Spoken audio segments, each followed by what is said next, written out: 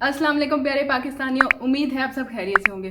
अच्छा जी, यहाँ पर हम पटवारियों की अकल और जहालत का रोना रोते हैं, लेकिन भारतीय मीडिया ने तो उनके भी रिकॉर्ड तोड़ दिए हैं।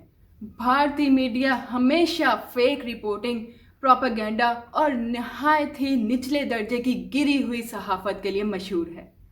हमेशा जाली और झूठा प्रोपेगेंडा करके मुंह की खाते हैं।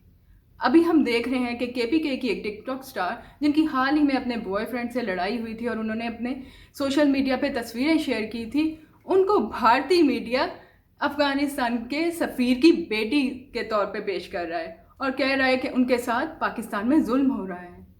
शर्म तो आपको आती नहीं है, लेकिन शर्म भी उनको है जिनमें थोड़ी सी भी गैरत और अकल हो।